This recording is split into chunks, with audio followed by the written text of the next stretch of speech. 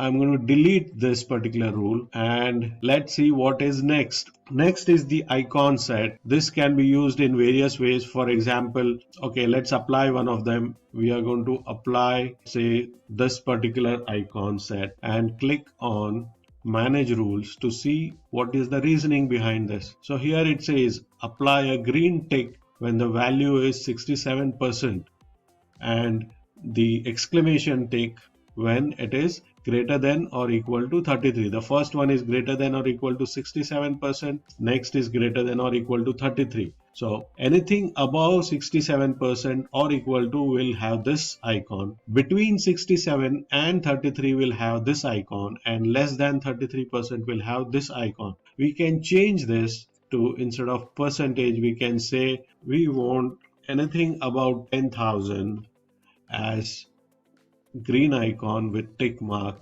We'll change this to number, and anything above, say, 7,500 as exclamation mark, and we click OK. Anything between 7,500 and 0 will be a cross mark, and we apply this.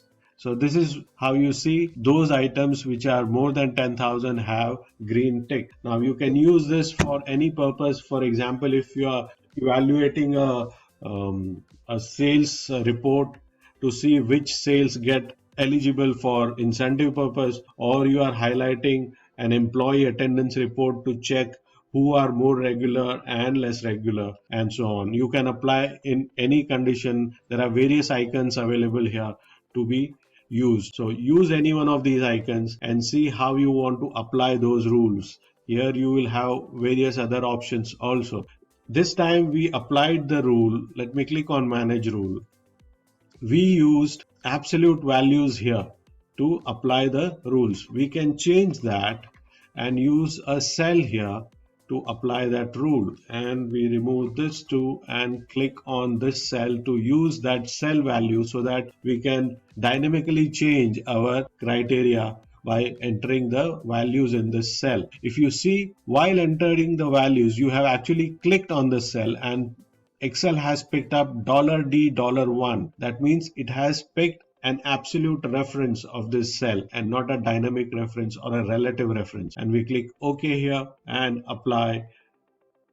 And now if I change this to 12,000, then you will find the change accordingly.